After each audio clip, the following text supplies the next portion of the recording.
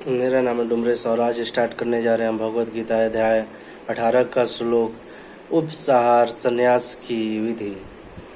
सवे सवे कर्मण्य भजते संसदीति लभते नरः स्वर्ग कर्मण्यते सिद्धि यथा विधिन्ति तक्षुण।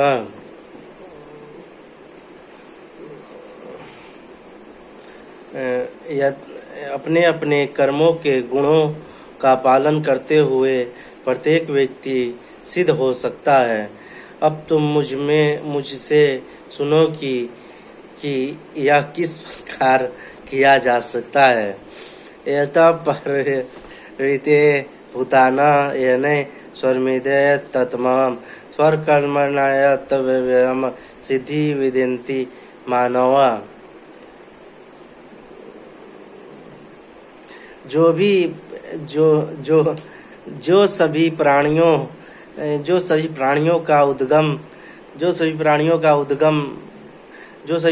का उद्गम है और सर्वव्यापी है उस भगवान की उपासना करके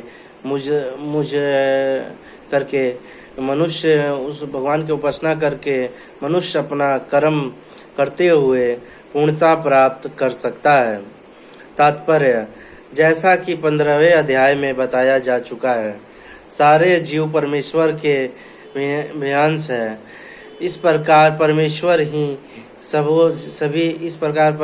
ही सभी जीवों के आदि है। वेदांत सूत्र में इसकी पुष्टि हुई है। जन्माद्यस्य अथवत परमेश्वर प्रत्येक जीव के जीवन के उद्गम है। जैसा कि भगवद गीता के 7वें अध्याय में कहा गया है, परमेश्वर अपनी परा तथा परा इन दोनों शक्तियों के द्वारा सर्वव्यापी है। अतवत मनुष्य को चाहिए कि उनकी शक्तियाँ सहित भगवान की पूजा करे। सामान्यतः वैष्णव परमेश्वर की पूजा उनकी अंतरंग शक्ति समेत करते हैं। उनकी अंतरंग शक्तियाँ का विकृति प्रतिबिंब है। बहिरंगी शक्तियाँ पृष्ठभूमि है, लेकिन परमेश्वर परमात्मा रूप में पूर्णश का विस्तार करके सर्वत्र स्थित है। वे सर्वत्र समस्त देवताओं, मनुष्यों और पशुओं के परमात्मा है। अतवत मनुष्य को यह जानना चाहिए कि परमेश्वर का अंश होने के कारण उसका कर्तव्य है कि वह भगवान की सेवा करे। प्रत्येक व्यक्ति को कृष्ण भावनामृत में भगवान की भक्ति करनी चाहिए। इस श्लोक में इसी की संतुष्टि की गई है। प्रत्येक व्यक्ति को यह सोचना चाहिए कि इंद्रियों के स्वामी ऋषिकेश के द्वारा वह विशेष कर्म में प्रवृत्त किया गया है। अतवत जो जिस कर्म में लगा है उसी के फल के द्वार भगवान श्री कृष्ण को पूजना चाहिए। यदि वह इस प्रकार से कृष्ण भावनामय होकर सोचता है तो भगवत कृपा से वह पूर्ण ज्ञान प्राप्त कर लेता है। यही जीवन की सिद्धि है। भगवान ने भगवत गीता में कहा है कि तेस्मा सर्वोदया, परमेश्वर स्वयं ऐसे भक्तों का उद्धार करते हैं। यही जीवन की सर्वोच्च सिद्धि है। कोई चाहे जिस उपयुक्त कार्य में लगा हो, यदि वह परमेश्वर की सेवा करता है तो उसे उसे सर्वोच्च सिद्धि प्राप्त होती है। श्रेयांसंथम धर्म विगुण प्रथम अनुष्ठेयात स्वम भावानिते कर्म कुर्वा प्रवृत्ति की लंबी समा। अपने व्यक्तित्व परक कार्य को करना चाहे वह कितना भी त्रुटिपूर्ण ढंग से क्यों ना किया जाए। अन्य किसी के कार्य को स्वीकार करने और अच्छी प्रकार के से करने की अपेक्षा अधिक श्रेष्ठ है। अपने स्वभाव के अनुसार निर्देशित कर्म कभी भी पाप से प्रभावित नहीं होते। तात्पर्य भगवत गीता में मनुष्य व्यक्ति परक कार्य स्वर धर्म का निर्देश है, जैसा कि पूर्ववर्तित श्लोक में वर्णन हुआ है। ब्राह्मण, क्षत्रिय, वैश्य तथा शूद्र के कर्तव्य उनके विशेष प्रकृति गुणों स्वभाव के द्वारा निर्दिष्ट होते हैं। किसी को दूसरे के कार्य का अनुकरण नहीं करना चाहिए। जो व्यक्ति स्वभाव से शूद्र के द्वारा किए जाने वाले कर्म के प्रति आकृष्ट हो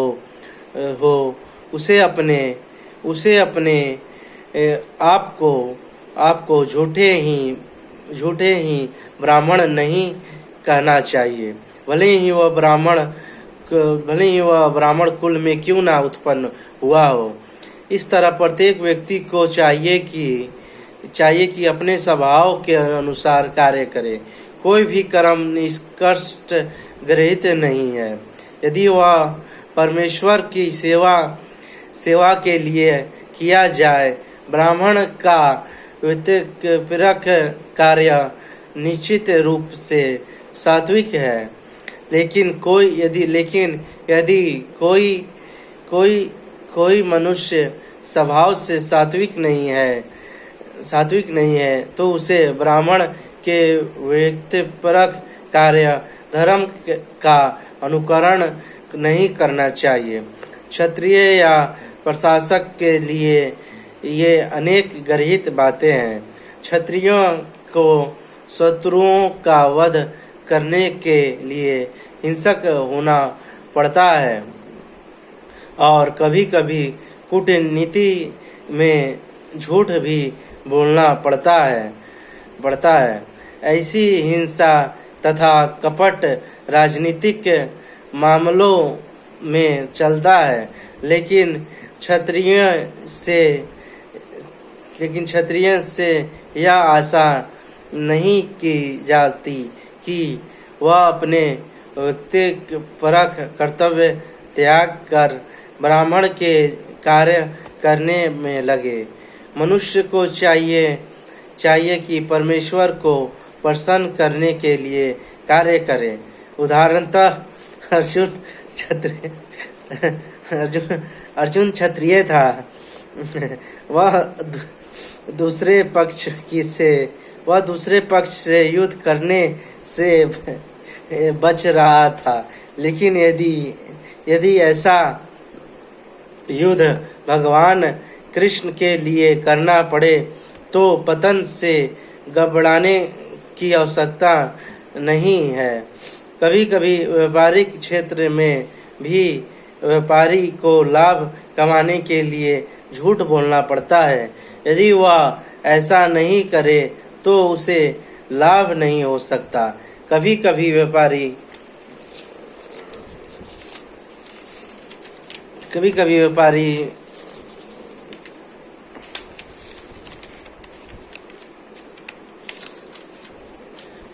कहता है कि अरे मेरे ग्राहक भाई, मैं आपसे कोई लाभ नहीं ले रहा हूँ। लेकिन हमें यह समझना चाहिए कि व्यापारी बिना लाभ के जीवित नहीं रह सकता।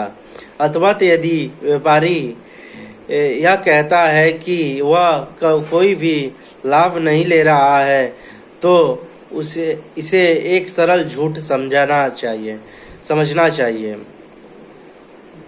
लेकिन व्यापारी को यह नहीं सोचना चाहिए कि चूंकि वह ऐसे कार्यों में लगा है जिसमें झूठ बोलना आवश्यक है, अथवा तो उसे इस वैश्य कर्म को त्याग कर ब्राह्मण की वृत्ति ग्रहण करनी चाहिए। इसकी शास्त्रों द्वारा संतुति की नहीं की गई।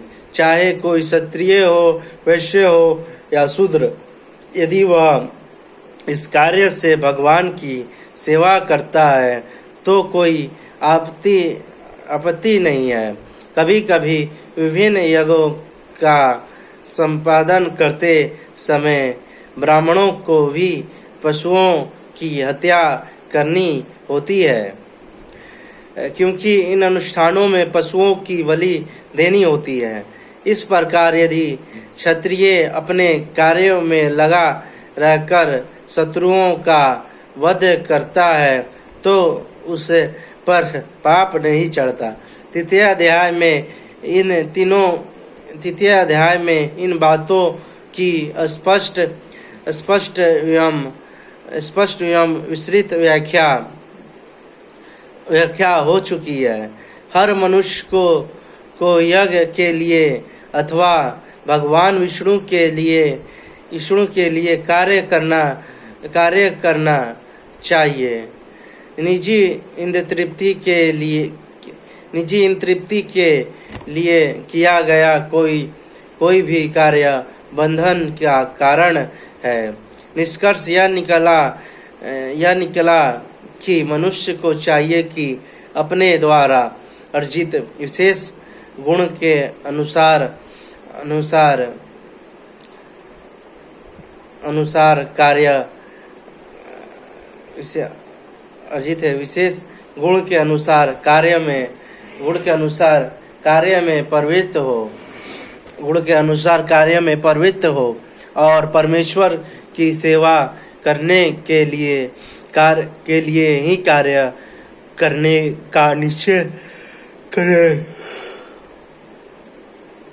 सहजा कर्म कौन्तेय सदोमसमपि न त्यजते सूर्याभमया ही दोषणे ध्रुमे नागरिकता। प्रत्येक उद्योग प्रयास किसी न किसी दोष से आवृत होता है। जिस प्रकार अग्नि धुएं से आवृत रहती है, अथवा यह कुंती पुत्र मनुष्य को चाहिए कि स्वभाव से उत्पन्न कर्म को भले ही वह दोषपूर्ण क्यों ना हो कभी त्यागे नहीं। तात्पर्य बुद्ध जीवन में सारा कर्म भौतिक गुणों से दूषित रहता है। यहाँ तक कि ब्राह्मण तक को ऐसे यज्ञ करने पड़ते हैं जिनमें पशु हत्या अनिवार्य है। इस प्रकार क्षत्रिय चाहे कितना ही पवित्र क्यों ना हो, उसे शत्रुओं से युद्ध करना पड़ता है। वह इससे बच नहीं सकता। इसी प्रकार एक व्यापारी को चाहे वह कितना ही पवित्र क्यों ना हो, अपने व्यापार में बने रहने के लिए कभी कभी लाभ को छिपाना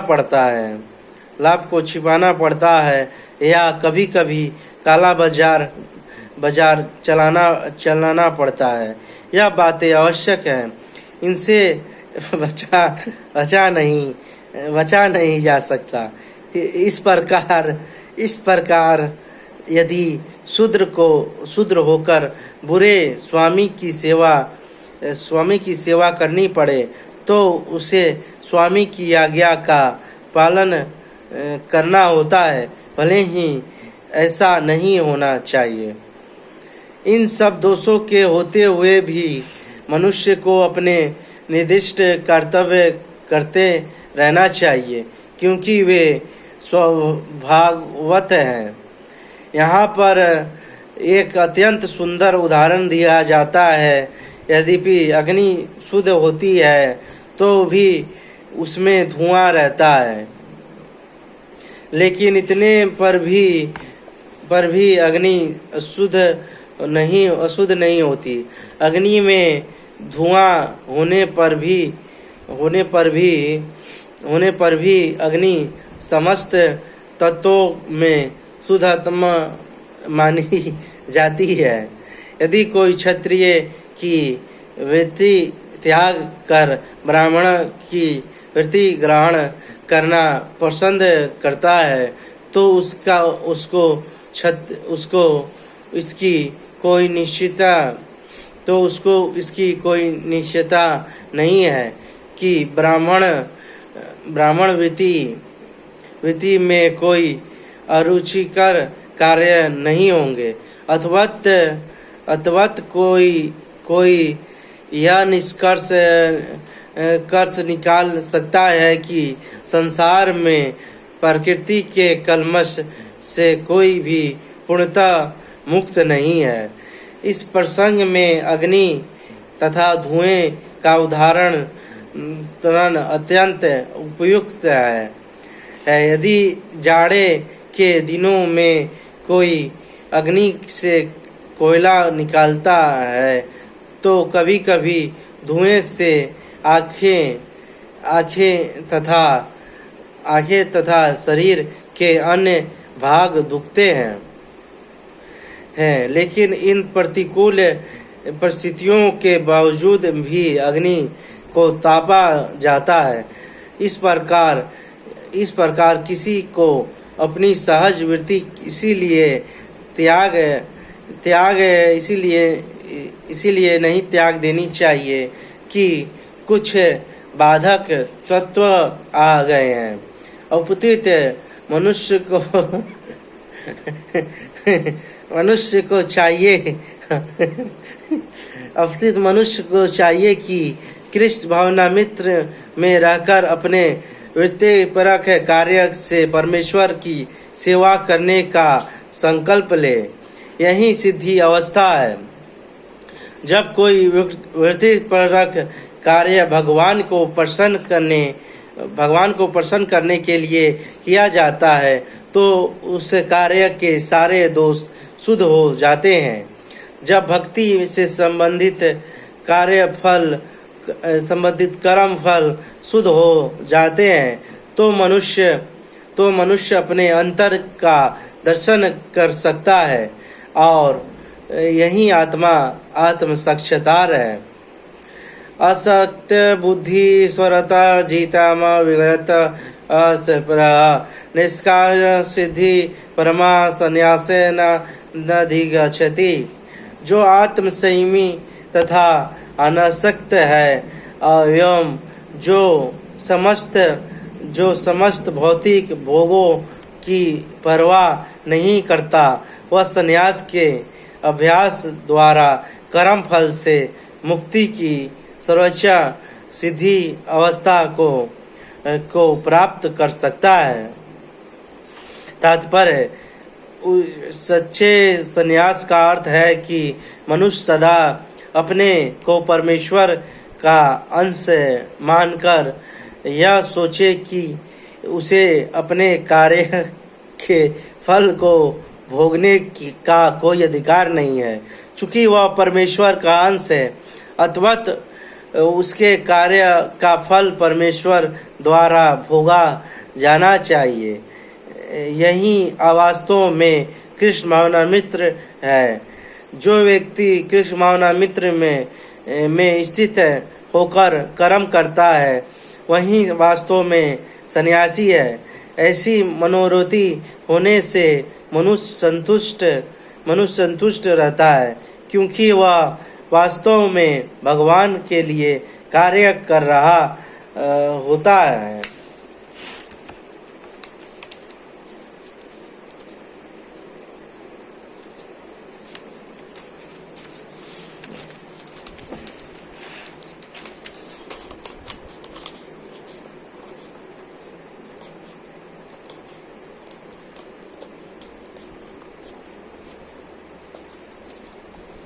इस प्रकार वह किसी भी भौतिक वस्तु के लिए आसक्त नहीं होता। वह भगवान की सेवा से प्राप्त दिव्य सुख से परे किसी भी वस्तु में आनंद ना लेने का आदी हो जाता है। सन्यासी को पूर्व कार्यकल्पों के बंधन से मुक्त माना जाता है, लेकिन जो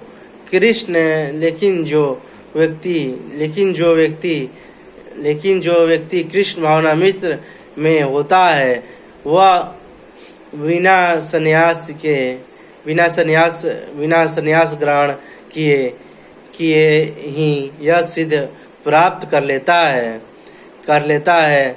यह मनोदशा योगारूढ़ या योग की सिद्धावस्था कहलाती है, जैसा कि तृतीय अध्याय में पुष्टि हुई है। स्वतमेव सत्याय, जो व्यक्ति अपने में संतुष्ट रहता है, उसे अपने कर्म से किसी प्रकार के बंधन का भय नहीं रह जाता। सिद्धि प्राप्तो यथा ब्रह्म तथा प्रोति निबोधे में समन्वय कौन्तेय निष्ठा ज्ञानस्य या परा। हे कुंती पुत्र, जिस तरह इस सिद्धि को प्राप्त हुआ व्यक्ति परम सिद्धि अवस्था अर्थात ब्रह्मा को, जो सर्वोच्च ज्ञान की अवस्था है, प्राप्त करता है, उसका मैं संक्षेप में तुमसे वर्णन करूंगा, उसे तुम जानो।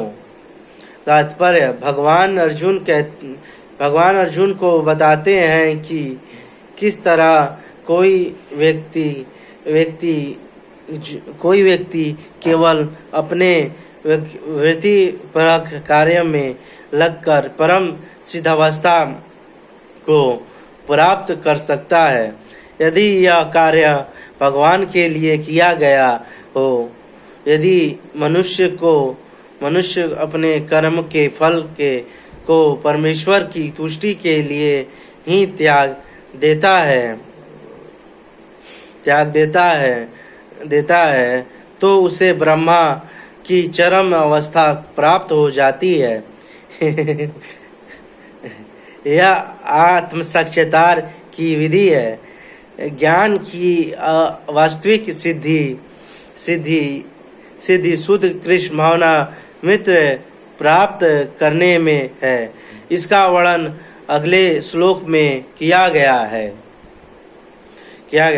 बुद्धाय विश्वविद्या युक्तया ध्यान न नियमित भया च संबदादिद विषयान राग देश भक्ति सदच विविक्त से वै लागच यात कामनस ध्याने गो परे नियत वैराग्य समुपस्थित अहंकार बल दर्प काम क्रोध परिगम उमिच्छते निर्मल शांतो ब्रह्मा भुआय कल्पते।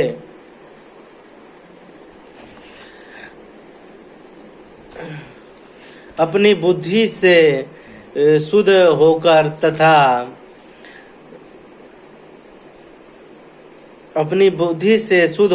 तथा धैर्यपूर्वक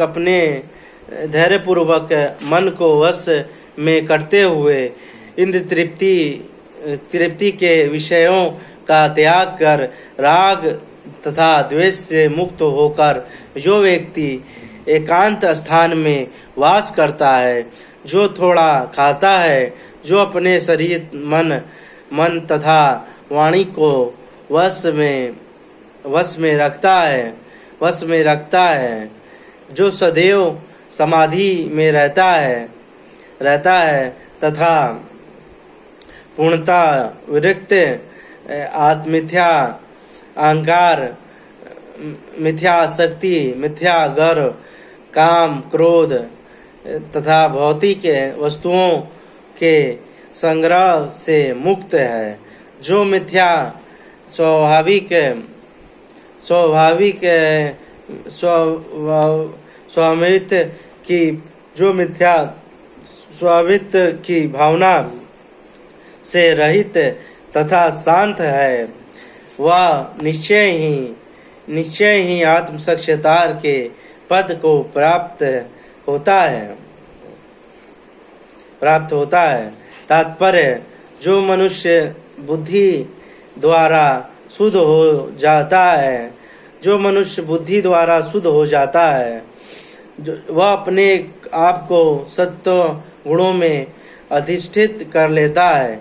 इस प्रकार वह मन को वश में करके सदैव समाधि में रहता है। वह इन तृप्ति के विषयों के प्रति आसक्त नहीं रहता और अपने कार्यों में राग तथा देश से मुक्त होता है। ऐसा विरक्त व्यक्ति संभवत एकांत स्थान में रहना पसंद करता है। वह आवश्यकता से अधिक खाता नहीं और अपने शरीर तथा मन ही की गतिविधियों पर नियंत्रण रखता है। वह मिथ्या अहंकार से रहित होता है, क्योंकि वह अपने को शरीर नहीं समझता, ना ही वह अनेक भौतिक वस्तुएं स्वीकार करके शरीर को स्थूल तथा बलवान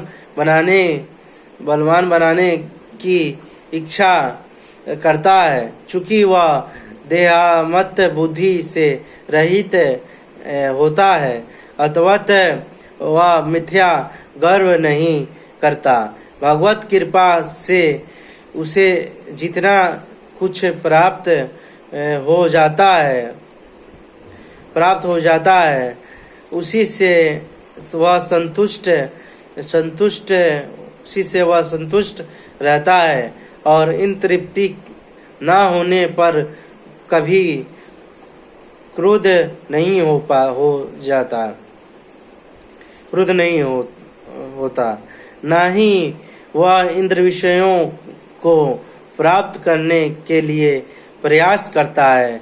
इस प्रकार जब वह मिथ्या अहंकार से पूर्णतः मुक्त हो जाता है तो वह समस्त भौतिक वस्तुओं से विरक्त बन जाता है और यही ब्रह्म की आत्म साक्षात्कार की अवस्था है। यह ब्रह्मभूत अवस्था कहलाती है। जब मनुष्य देहात्म बुद्धि से मुक्त हो जाता है तो वह शांत हो जाता है और उसे उत्तेजित नहीं किया जा सकता। इसका वर्णन भगवत गीता में इस प्रकार हुआ है।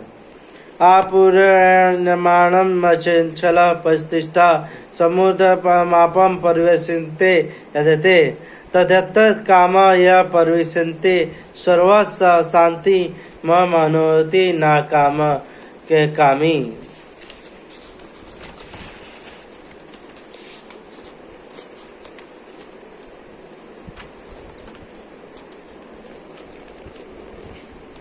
जो मनुष्य इच्छाओं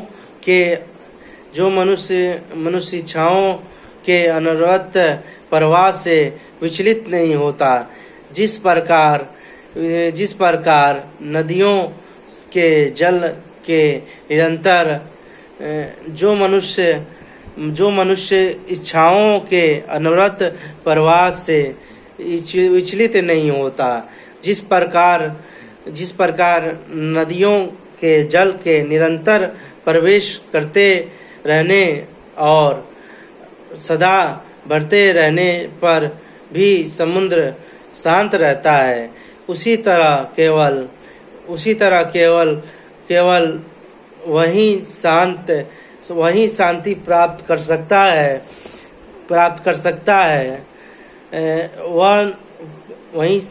उसी तरह केवल वही शांति प्राप्त कर सकता है